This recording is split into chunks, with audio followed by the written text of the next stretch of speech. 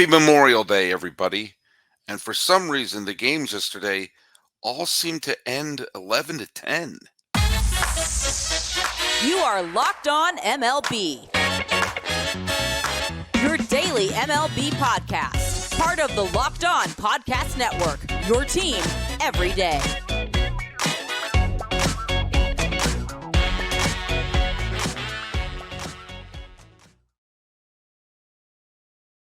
Hello, baseball fans, and welcome to Locked On MLB, part of the Locked On Podcast Network, where it's your team every day. This is the daily podcast. We talk about all of Major League Baseball. I am your host, Paul Francis Sullivan. As you can tell by my lower third, feel free to call me Sully on today's episode, which is being dropped on the 29th day of May, 2023. Happy Memorial Day, everybody. We are going to be talking about some of the games that took place during Sunday. Thank you, during Sunday. And we're also going to be talking a little bit with Ryan Finkelstein, the host of the Locked On Mets podcast. This show is, by the way, brought to you by Bird Dogs. This is a Bird Dog episode. And please try on the Bird Dog shorts. They feel fantastic. Hey, follow us at Locked On MLB Pods on Twitter and Instagram. I'm your pal Sully, as you can tell by my lower third. You can call me Sully. I'm at Sully Baseball on Twitter, Sully Baseball Podcast on Instagram. Yeah, so Ryan Finkelstein, we're going to be here in segments 2 and 3. We're going to talk a little bit about the Mets. Then they had the second 11 to 10 game of the day. It was just a weird back and forth Coors Field game. I talked about in the previous episode with Ulysses Sombrano about the 11-10 Rays Dodgers game. The Yankees looked like they were going to have an 11 to 10 game as well. It was 10-7 was the final score.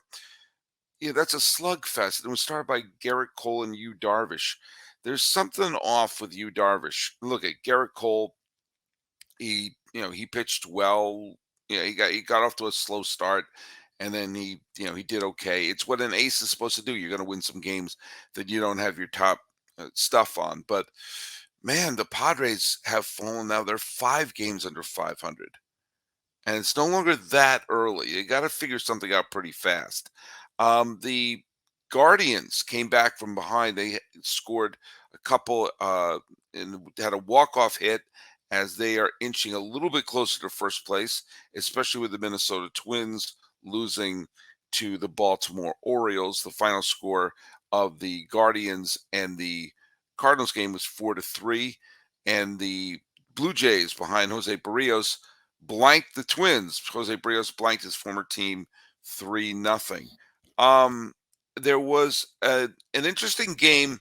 The White Sox had a wild rally in the 7th inning to come back to tie. Eloy Jimenez had a big 2-run double, but then the Tigers tied the game in the bottom of the 9th and then won it on a walk-off.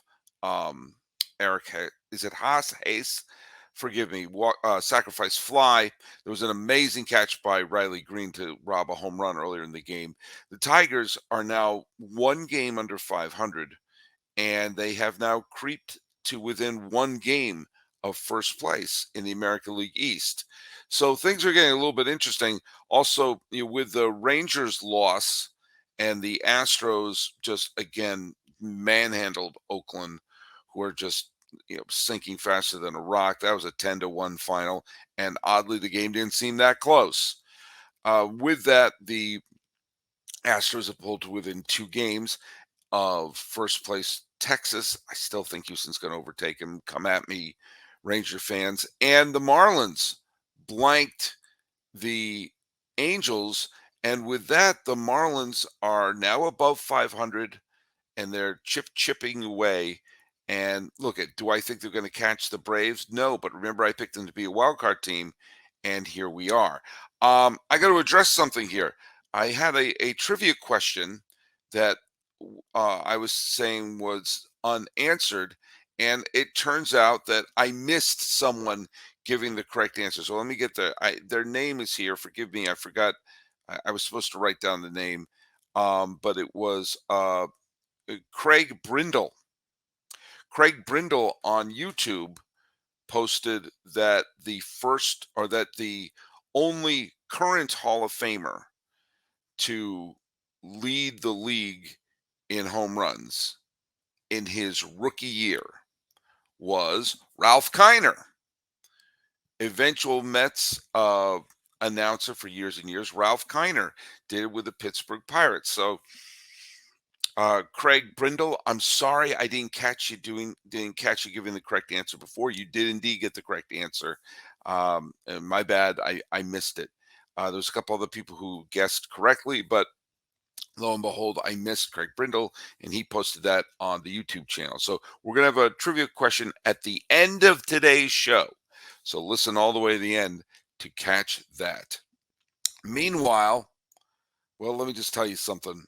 Uh, we have this is an amazing time to be a sports fan, especially if there's so many amazing games going on right now, and as a native New Englander, I got to say, I know this isn't a basketball podcast, but I'm a little excited for the game that's going on tonight between Boston and Miami.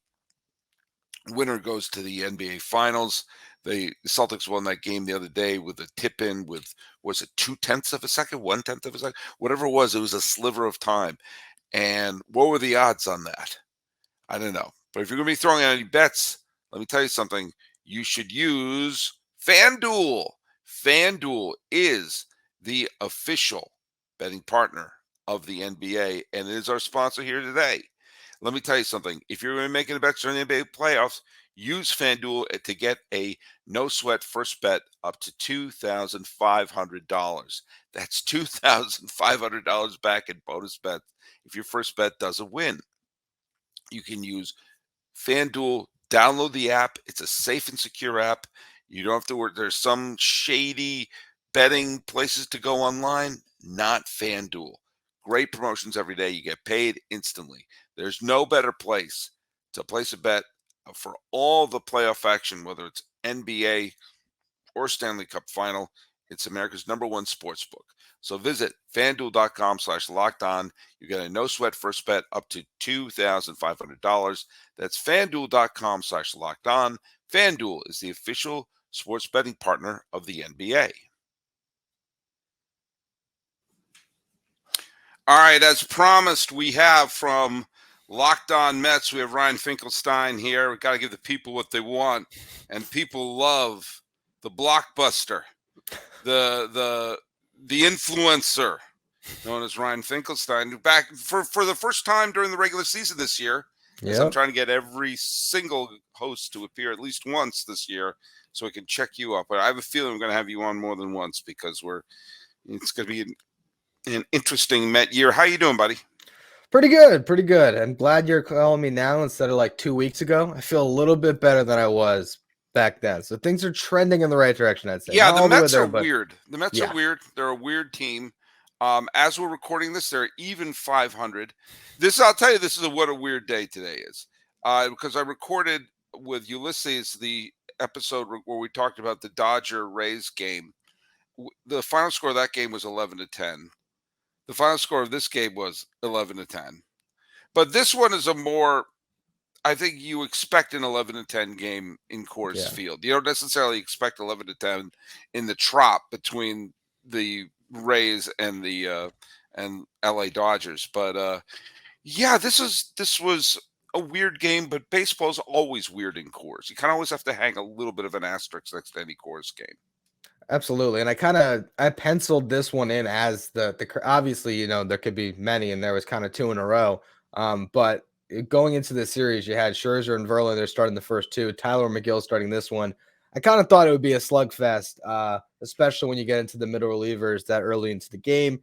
And just a lot of runs at Coors. Yeah. I mean, this is weird. I always kind of feel like I look at this game. McGill pitched. I think he was 4 innings, and then there was a parade of relievers. I had to see if you pitched. But it just turned into one of those Coors games where you're like going, okay, and even at the end, they scored like 3 or 4 runs in the ninth to almost catch them. And, it was funny 'cause I knew you would be on. You were going to be on today. When they pulled within one, I felt like, oh, we got Ryan on a wild comeback day. But alas, it wasn't true. So we're here right now. It's they're going to go into Memorial Day, and as far as I can see, they have Memorial Day off, which I think should be against the law. I Yeah. mean, how do you have Memorial Day off in baseball? That makes no sense to me whatsoever. That should be every team should be playing a doubleheader on Memorial Day. But I digress. So you're going to go into basically the second third of the season, you know, even. But let's just talk a little bit about what you think about the team and how they performed today in or this weekend in Colorado. Well, I think the bats are coming alive again. That could be a chorus thing, but I liked seeing Mark Vientos in the lineup the last couple of days. That's been good. Francisco Alvarez batting second today was really exciting for me. Hmm. He's been in the 9 hole, and I think he is at this point kind of the best takeaway of the season so far. To see the Mets have a catcher that really, I mean, looks like one of the best in baseball already. So that's been really big. And Max Scherzer was really good in the first game. So overall takeaways from the series is, Scherzer now 3 good starts in a row, lineup starting to click a little bit, and then you had Justin Verlander get knocked around one game, McGill, but maybe just chalked it up to course. And I think the biggest thing that I've noticed this series, just the last couple series, is this team certainly has that life back in them. Even when they lose a series, they were in each of these games. They mounted a comeback on Saturday. They kind of blew it today and then started coming back as well. So I think that this is a team that certainly feels like they're in the hunt a lot more than they were a couple weeks ago. Yeah, I mean it's strange because they're even 500, which I think that when they put this team together, people had images of a 100 win season, but it's weird. It's when you win those games because a Yeah. couple weeks ago, the Mets were slipping into Padre land. I mean, Yeah. the Padres are, as at least as of this recording, the single biggest disappointment of this season. And the moment when Scherzer looked like he was when Scherzer was hurt at one point in earlier this month, I really my heart sank because I'm thinking like when pitchers are in their 40s and they Yeah. get hurt, you know they tend to stay down. They tends to it tends to be it tends to be a moment where you're not coming back from that one. Yeah. And so that was that was kind of rough. But the fact that he came back, that sort of gives at least the Mets a glimmer of hope that they're going to come through. Um, and so they're going to be who are they going to be playing? I mean, they're not playing on Tuesday. They're starting their series against the Phillies, and they're back in town. And we're going to see what Senga is going to be all about. What's your take on Senga so far? Because he was the great sort of question mark of this team going into this year. Yeah. What are your thoughts about him so far? It's interesting because the one thing that we've seen, it says Ghost Fork is as advertised. It's a great pitch. Guys are not squaring it up at all. He's striking out a lot of batters on it, but he's also walking like 3-4 batters per start. And it just feels like at times he's a little tentative and it's like he's just not comfortable. He looks every bit a rookie, which I think when you get a guy of his age coming over and his experience, maybe you weren't really expecting that. I think the stuff is good. The fastball has been pretty solid, and that Ghost Fork is good, but at times he's not attacking hitters. And I just wonder if he's going to kind of continue to nibble throughout the year and be a guy that is striking out 8 and walking 5 most starts, or if at some point he's going to trust his stuff a little bit more. I've been kind of mixed on him. I think the stuff is good, but I don't know if there's a frontline starter there. We've seen glimpses of it, but I think maybe this is a guy that will take a little bit to adjust, and maybe the best of Kodai Senga is coming in year 2 or year 3 of this contract. Well, I think that was kind of the at least the hope. If you have especially after DeGrom was signed by Texas, the hope was you knew you would have Scherzer and Verlander at the top of your rotation, and obviously McGill is a talented pitcher, so you weren't asking him to be the ace. Yeah. And so what you were hoping is that he would kind of take. I'm going to just I'll bring up Verlander's previous team, he would kind of take the Framber Valdez role, which was, for a couple of years, Valdez was behind pitchers like, Greinke or Verlander's, that some of the more stable veterans were leading the charge. And when they all left, Valdez's job is to take over the ace role. I guess maybe the Mets' thought process was if he can have a couple of years where the pressure is more on two Hall of Famers as opposed to him, you're Yeah. basically asking to be a solid number 4. I think he's right now a pretty solid number 4. I think that Yeah. most people would be happy to have him as your number 4. They're not paying him like a number 4, but the reality is that here, I don't think he's a problem. I just don't think he's anyone expecting him to come in, blazing as a superstar. It's not going to happen. I'm going to say so, and I hope this doesn't get me in trouble for saying this. There is an element that reminded me of Daisuke Matsuzaka when he Mm, pitched for the Red Sox, and I wonder if it is something to do with a pitching style in Japan where you're pitching away from contact, and if you have very patient hitters and you have a pitcher who's trying to get you to chase, it I remember watching Daisuke starts, and I'm not going. So I think some of them may still be going on from in 2007, 2008. I mean, those are the ones where you're like, you know what, you take a nap, just sort of, we're going to be here a while. And yeah. when you were saying about all the walks and the sort of like, the sort of the nibbling around it, it kind of reminded me of that. Yeah, I think that might be a decent comp. And we'll see. I mean, if you look at Daisuke's career, he was still a pretty good pitcher Oh for yeah, a good, yeah. good number of years, but yeah, never quite get the sensation that maybe we thought he was going to be. And I think He had that, one great year into his second year, 2008. Everyone look it up. He had one really, really good year, and he had a fantastic start against Tampa in the league championship series. So for like, people will forget that, and some people talk about it as if he was a bust. He had one great year. yeah. They thought they were going to get more than one great year, but they got one great year out of Daisuke. So I got to give Daisuke credit where credit is due. Absolutely. And I think, maybe there is that 1 year coming for Senga and it might be next year. I think the Mets, they basically have Senga replacing Chris Bassett in this rotation. I think the Mm-hmm. thought process was we have more dependability with Justin Verlander than we were getting from DeGrom. So let's go for a little more upside in that spot instead of maybe a lack of upside they thought they had in Chris Bassett. And also, Bassett got 63 million over 3 and Senga got 75 over 5. So maybe they thought it was a better deal as well.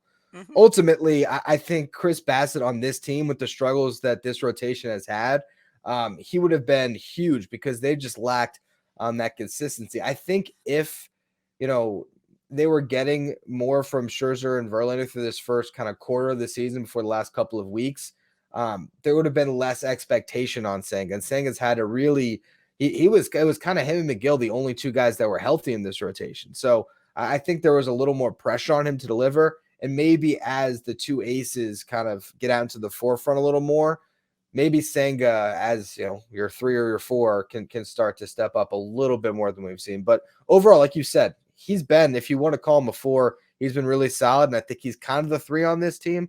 But I think it's coming along. I think we'll see where we're at in the second half with Senga. Yeah. All right, we're here with Ryan Finkelstein of Locked On Mets. I almost said Locked On Rays because I did a Locked On Rays crossover. Got to remember which Locked On. You have a big Mets sign hanging behind. Maybe that should clue me in a little bit. We're beginning the second third of the season, and I've been saying this, and I said this to. I'm going to say this in the next episode with Miller Thomas. I said it yesterday with Ulysses Sembrano. I break the season into 3. Opening day to Memorial Day is really roughly the first third. You get a sense of who you are and where are the holes and everything like that. Between Memorial Day and the trade deadline, which I believe is August 1st, that's when the GM is earning their money. Because that's really the 2-month stretch where you got to take a look at your team and say, okay, we've had a full third of a season. What do we need to do? Because what tinkering do we need to do? Because you don't panic after 1 month because a player could be coming under their own, or someone could come up to a hot start. But with a third of the season, you got a decent idea of what you have and what you need to fix. From my point of view, I think that they've found some solutions to some things in house. I think bringing up Alvarez and having him play regularly, and you said that you'll bring him to the number 2 spot. Batty, it's Batty, right? Yeah. Today Yeah, would be bad at second. first I called him Beatty at first. So I just Oh, want to make sorry. sure. Yeah, no. Sorry. It is Beatty. It is. It is Beatty. Beatty. Okay, so I was saying it right, and then I panicked. Okay, okay. All Yeah. right, So but you we got, know Nimmo is a solid hitter. I know that Alonso's hit 2 home runs since I've started this sentence. So yeah.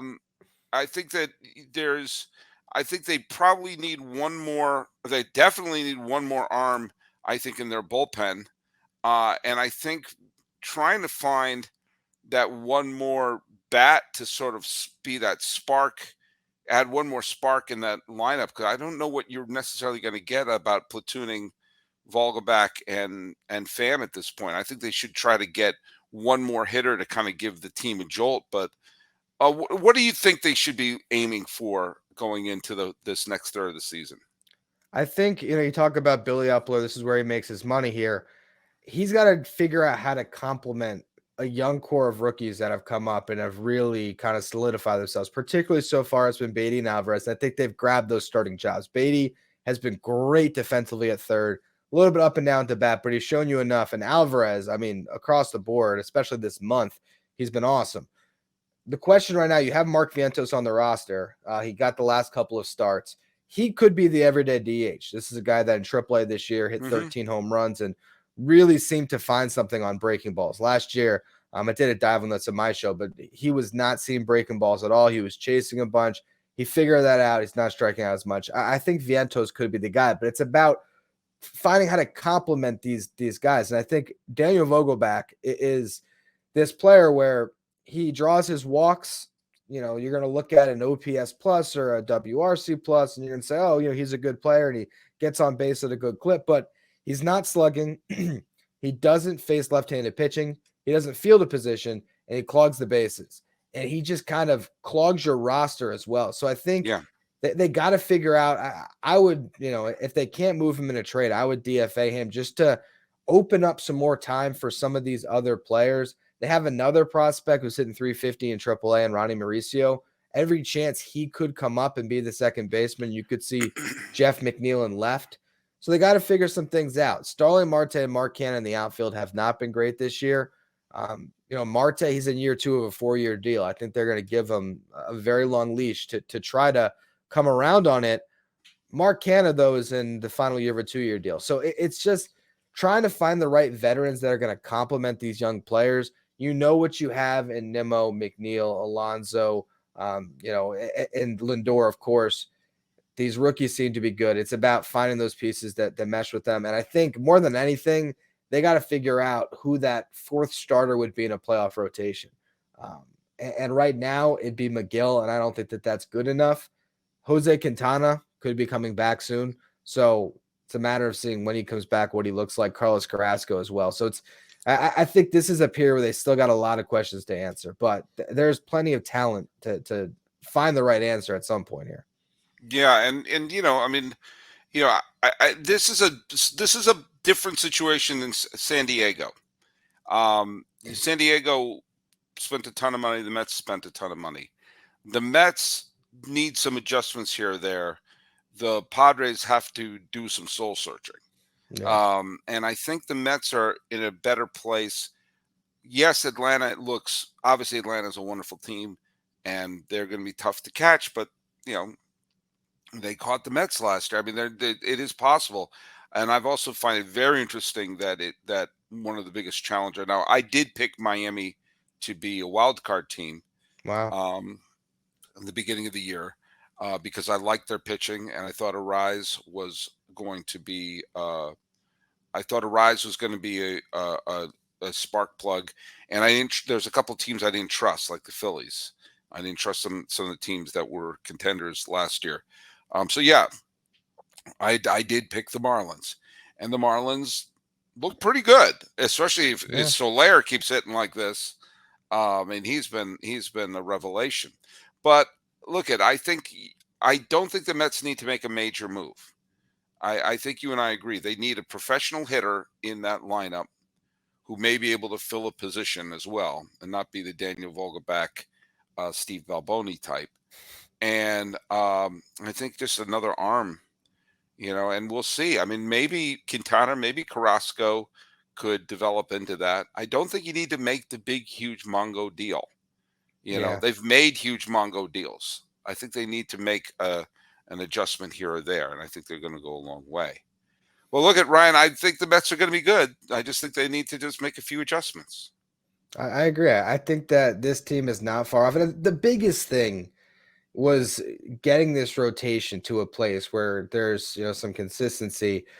That's where they really struggled in that stretch. And now that you have Scherzer, I was shocked after this start in Colorado. His ERA in the season is 3.54, and we were all kind of jumping off a cliff on him 2 weeks ago. And now he's back, in a pretty decent spot.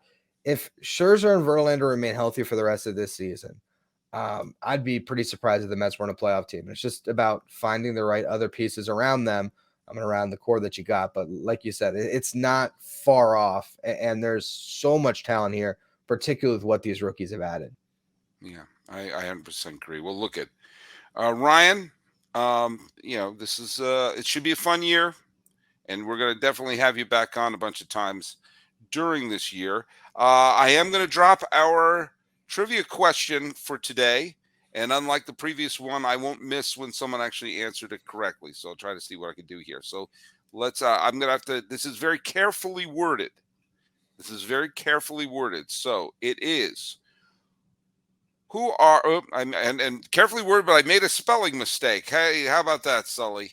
I made a spelling mistake. So hold on. Let me fix that spelling mistake. Thank you. And let's do it again, shall we? No, it didn't save this.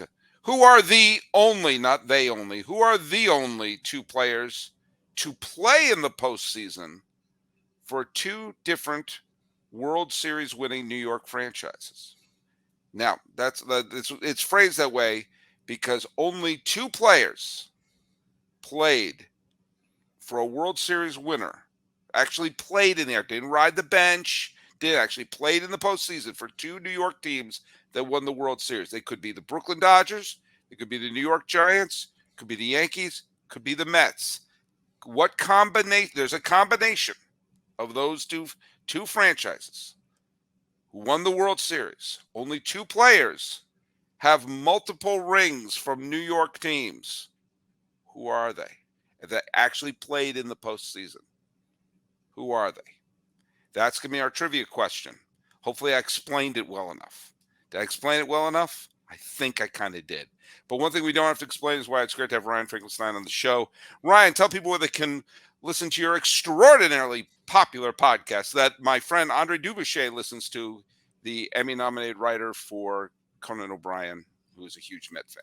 Oh, that's awesome. You can find me wherever you listen to Locked on MLB, YouTube, wherever you get your podcasts. You can find me on Twitter at Finkelstein Ryan. Follow the show at Locked on Mets.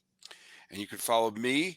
You can follow our show at Locked On MLB Pods on Twitter and on Instagram. I am your pal Sully. I'm at Sully Baseball on Twitter, Sully Baseball Podcast on Instagram. Breaking down a day of baseball with lots of 11 to 10 games and wondering what's up with the Mets with the always popular Ryan Finkelstein. This has been Locked On MLB. I am your host, Paul Francis Sullivan. Please call me Sully.